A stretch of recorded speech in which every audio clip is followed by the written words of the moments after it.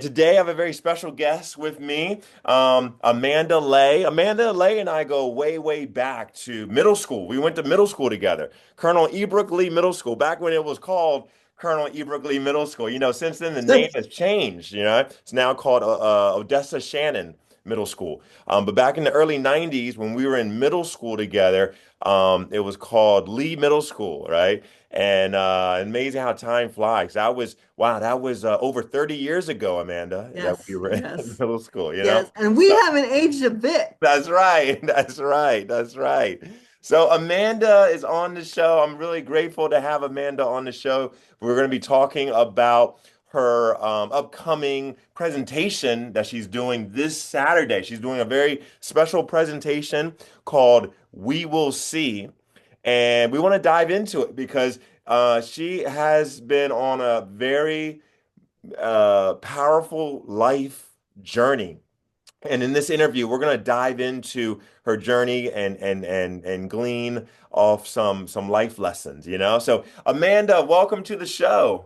Thank you. I'm so honored to be here. It's such a thrill to talk with you, my wonderful lifelong friend. Thank you for the gift of your time Oh, and your thank wonderful you. ministry. You Thank minister in your you. community in so many Oh, wonderful ways, and I'm just grateful for your friendship. oh, So thank oh. you. Likewise, likewise. And I so, joking, my brother-in-law's name is Lance, and he knows that I jokingly call Lance Smith my original Lance. That's awesome. I'm always excited when I hear about somebody else being named Lance because, it's not a common name, so it is unique. You never run into other Lances, so that's awesome. That's awesome.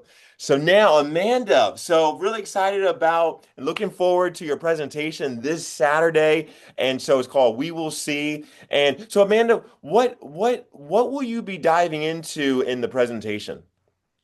We're going to dive into, everybody, especially during this difficult season that we all find ourselves in. Mm, Everybody has challenges or mm, obstacles, mm, whether it's a job change, whether it's a life change, mm, whether it's a relationship change or a dynamic change. Everybody experiences challenges. Mine just happened to be more visible. So mm, I'm going to share my life story. mm. And basically, the message of my life story could also be the message of anybody's life story that no matter what your obstacle or challenge is that you're experiencing, you can still overcome that obstacle and challenge and realize your goals and achieve your dreams. Don't let that stop you. It may hinder you and you may have to find another way to get it done, but you still have the ability to get it done and make something beautiful and wonderful out of your life. That's powerful. That's powerful. So Amanda, can you run us through some of like I guess basically, kind of like a summary of your life journey, starting from birth even. Well, I can't wait to share about my life journey. I was born with cerebral palsy. Mm, And I was in school. I was in special ed at Forest Knolls Elementary School. And then I went to Ebrook Middle School and special ed where we went. mm, And then after the Americans with Disabilities Act was passed, I was the first person in the history of my county, in mm, the history of Montgomery County, with my level of disability to completely leave special education, level 5 special education, and be completely mainstreamed into my neighborhood high school wow, with my friends from my neighborhood. So wow. before I was doing it, nobody was doing it. So not only was I one of the first people to do it after the ADA was passed, but I sort of taught the school system Wow. this is how you do it. Don't limit yourself just because these people have disabilities. They still have potential and are very capable. And let's do this. I know that we can do this together. And we did. And I helped. I went into the principal at Walter Johnson High School the spring of our 8th grade year. I said, "Good afternoon. My name's Amanda. You're in my neighborhood high school, and I want to go to school here." I knew that I didn't want to continue in special ed. I knew that I wanted to go to my neighborhood school. I knew that in junior high. And my mom said, we need to wait until high school because junior high is a crazy time for kids Mm, anyway, because your hormones are doing wacky stuff. So if you still want to do it, in high school, we'll do it in high school. Mm, But it was one of the best things that I ever did, and mm, it changed the trajectory of my life. mm, It broadened the way that I see my life. It broadened my perspectives. And from there, when I graduated, I went on to Montgomery College. mm. And then I went on to the University of Maryland. I majored in communications at the University of Maryland. Good degree choice for me because I love to talk. You Mm, can tell mm, that was mm, a mm. good degree choice for me. And I've done a lot of things as a disability advocate. I served 10 years on the Maryland Developmental Disabilities Council. I'm now teaching people with disabilities throughout Maryland how to advocate for themselves in ways that are appropriate. Because when you advocate for yourself in a way that's appropriate, you're more likely to get what you want versus being a selfish jerkweed, you know.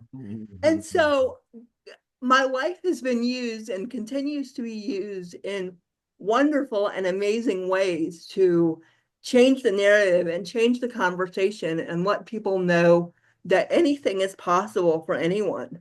Wow. Don't let barriers stop you. Use those barriers to change the conversation and change the system. And I hope that we have in some way. You Yes. know, before kids that are coming through now, it's standard for them to go to their neighborhood high school, kids with disabilities. But Mm. before I did it, it was not done. And Right. so I can see that from future generations doing what we did, I hope we made a little bit of a difference, and I'm happy. It warms my heart to be able to see that. Wow, that is deep. That is so deep. So you mentioned about, being really a trailblazer, in that, being going to a regular, in with the mainstream population and everything. And so I can imagine that it was challenging, being in that environment and everything. Oh, Can you the talk about first day the of challenges? school. Oh man, the first day of school, because you go from basically in special ed, although special ed was great, but I didn't really have to think for myself, Mm, if that makes any sense, because somebody was always around to do things for mm, me. mm, And so, as wonderful as they were, as much as somebody's always around to do things for you, like, there's no reason for you to have to think. There's no reason for you to have to think about, oh, how am I going to solve this problem? mm, Because it was already solved for you. You mhm, didn't have to think about how am I going to do this because it was done for you. When mhm, I left special ed, I was on my own, and my mom tells this story. On the first day of high school, she followed the bus to school just to make sure that I got in the door mm. because she knew when I got to school, she was probably worried as a mom, like, Right. oh, how's Amanda going to get in the door? You probably can't tell this just from talking to me and seeing me on camera, but the best way to describe cerebral palsy is, or at least my level of cerebral palsy, is that cerebral palsy is caused by a lack when the brain is deprived of oxygen, Mm, either during pregnancy, in utero, or at birth. And so my level of cerebral palsy is basically I need physical assistance with anything that somebody else can do themselves. wow. That's the best way that I can describe it. Wow. And so by changing the system, when I was born, doctors didn't think that I was going to live through the night. And they thought that if I did, I could very likely be like Miss Terry Schiavo and be in a persistent vegetative state. Mm, And so my life from day one has been a miracle. And so I we have taught the world all the way along and continue to teach the world. Wow, this is deep. This is so deep. So Amanda, one thing that's remarkable about you is just your level of peace. Thank You you. know what I'm saying? Your level of peace. And I think that a lot of people they struggle to have peace with certain challenges that they face. And I feel like, especially in our world of social media, where a lot of people are comparing themselves with other people and everything.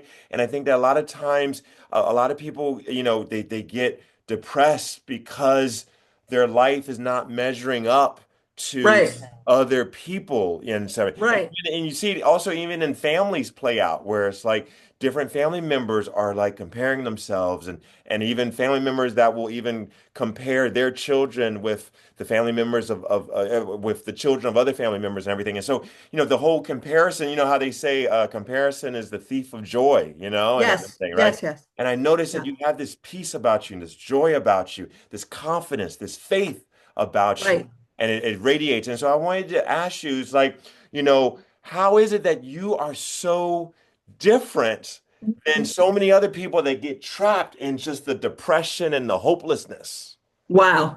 Thank you. What a beautiful question. My peace and my positivity and my happiness and my joy comes from the fact that I'm a person in faith. Mm, And being a person in faith, I believe that, mm, yeah, this world isn't perfect, and there's going to be things in this world that hurt us. And I'm sure when I was diagnosed with cerebral palsy at the age of 9 months old, my mom probably had a lot of questions. My mom was probably questioning, was probably had a lot of questions of the doctors, probably had a lot of questions as to, the purpose. But being a person of faith, I know that there is a good purpose, and I know that there is a good plan. And I know that despite the challenges and the obstacles and the very painful things, in fact, I just lost my one of my oldest friends coming on 7 months ago to a very brief battle with stage 3 breast cancer. So yeah, that's painful. The wow. number of friends that I've lost outweighs the number of friends that I still have, and so I treasure each and every one of you. But I know that there's a good purpose, and I know that there's a good plan, and I know that despite all of this, it is going to be turned around and used to the utilization of a good plan that's going to work everything out for good. I may not see in my lifetime how that's going to be worked out or what the purpose is, but I have to trust because I am a person of faith that there is a good purpose. And no matter what your religion is, whether you're, whether no matter what your belief system is, I believe there is a good purpose. Mm, There's a good purpose for any kind of pain. mm, Wow, that's That powerful. any kind of pain can be redeemed and good can be made out of that. Wow. Yes, yes. What would you say are some things, some habits that you do that helps to nurture your faith and your positive attitude? Oh, I have a wonderful, amazing family. I have a mom Mm, that her attitude was always, don't say why me, say why not me, wow. because a lot of people in a similar situation would have every reason in the world to feel sorry for themselves, right? But you don't say why me, you say why not me, and that good's going to come out of this. And I can't wait to see what good comes out of this. I'm grateful to wake up every morning because every sunrise that I see is not a day that I was expected to see. Mm. So seeing each new day is like unwrapping a new gift on my birthday or on Christmas morning. Wow, that's deep. That's deep. There's a saying that where focus goes, energy flows. You know, Yes, and how like it's our emotions are very much tied to what we are focusing on and how we are interpreting the things that we are perceiving, And yes. so wow, wow, wow, wow. I imagine that, you've been able to develop that ability to focus, and like there's a Bible verse that talks about, whatsoever be true, whatsoever be, of good report, focus on these things, and Philippians 4:9. Philippians, okay, okay, Philippians 4, yeah, Paul, right? You said that, right? Okay. yeah, Yeah. So that's a powerful, powerful thing. So I noticed that, yeah, God's word has been a huge rock in your life, God's yes. word and everything, and that's good. And so, can you share with the audience what have been your practices regarding nurturing your spiritual faith in terms of, getting into the Bible and stuff? That's a wonderful question. I read the Bible every morning. I Every read the Bible. I would recommend the YouVersion app because the YouVersion wow. app has a devotional and has a Bible verse of the day that's in ordinary words. Okay. I also read Our Daily Bread Oh, by RBC Ministries. okay. Our Daily Bread is a devotional. I Yeah. also read a daily devotional by a lady with a disability named Johnny Erickson Tata. And Oh, I don't know if you know her story, but Johnny Erickson Tata was a Christian lady who was paralyzed in a diving accident many, many years ago, and she has done amazing things for wow. the disability community, leading so many people to Christ through her ministry. And she's just a wonderful role model for me. And I also listen to a wonderful radio program called Truth to Life by Alistair Begg. I Mm, don't know if you've heard of him. mm, And I have a strong church community. I've been attending McLean Bible Church for 30 years, wow. and I recently became a member of McLean. And I was also raised in another wonderful church, Fourth Presbyterian, and my younger sister was married in that church. So I grew up in a wonderful Christian home and accepted the Lord at the age of 5. And my faith has been central and foundational to who I am. But it's amazing because living in this area, we are so blessed to have people from all religions and all nationalities right outside our doorstep.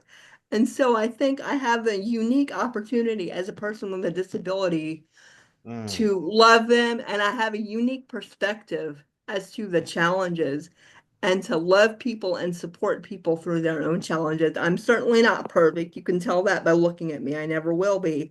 mm. Not in this life, but God continues to use my imperfections in Wow. beautiful ways for his glory. Wow, that's powerful.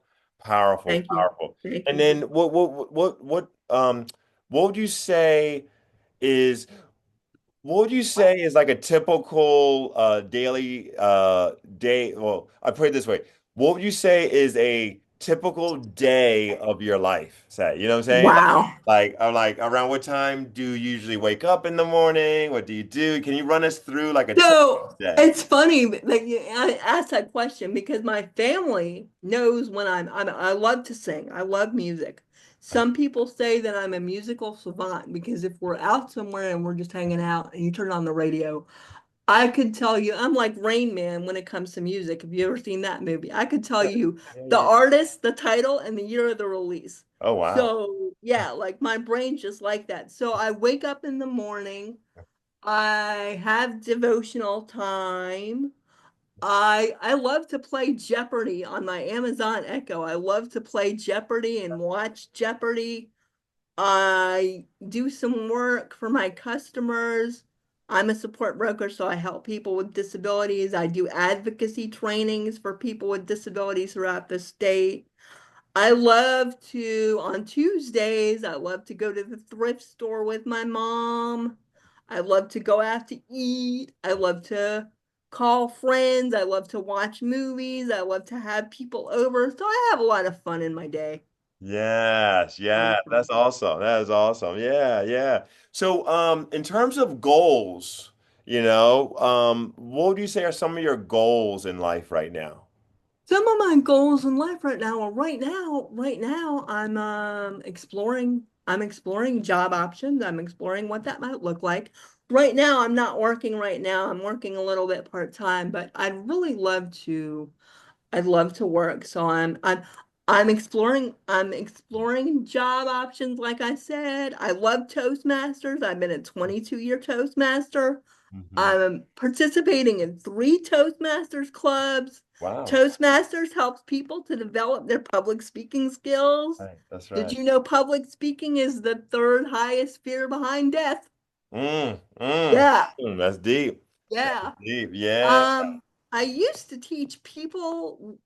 teach adults in DC how to read, Mm, but I'm not doing that right now. And I used to work at an art, just working in different things that serve other people.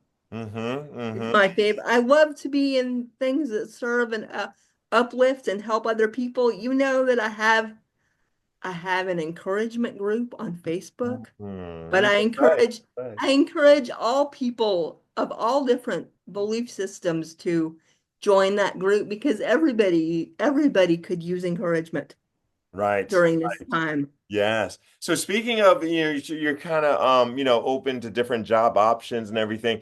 What would you say is an industry that, you mentioned interaction with people, Yes. something in like something where you have really great communication skills, and everything. Thank you. Skills. Thank And so you. I'm thinking I assume that an ideal position for you would be something where you are using your communication skills, huh?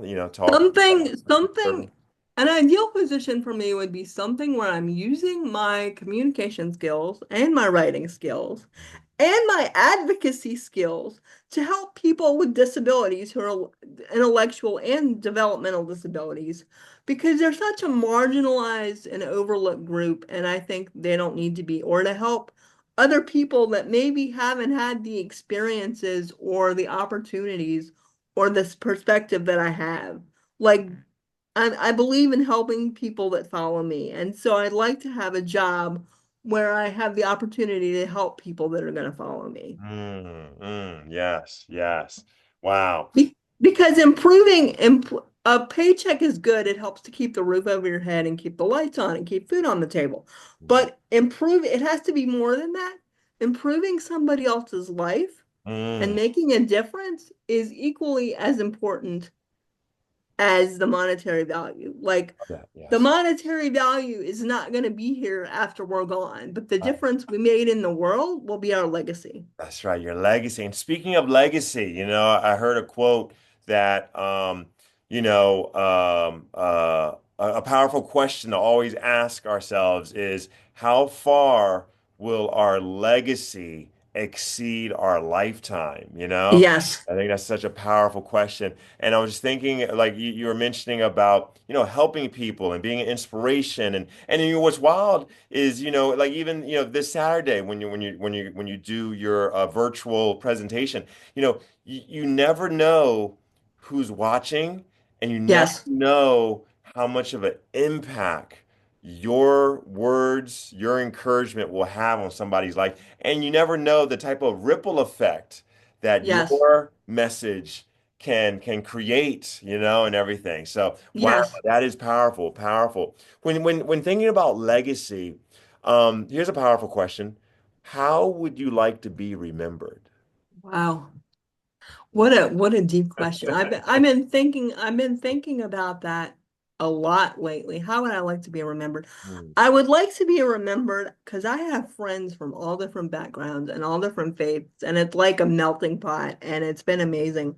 I would like to be remembered as somebody that didn't judge people, Hmm. that loved people unconditionally, that loved people from their heart, that loved people as somebody that could give to other people, looking at somebody from a standpoint of how can I help this person? What can I give to them? How can I love them versus what can I get from them? Because the world says, what can I get from you? And I'm looking at a person whenever I encounter somebody, I'm looking at them saying, what can I give to them in the course of this interaction?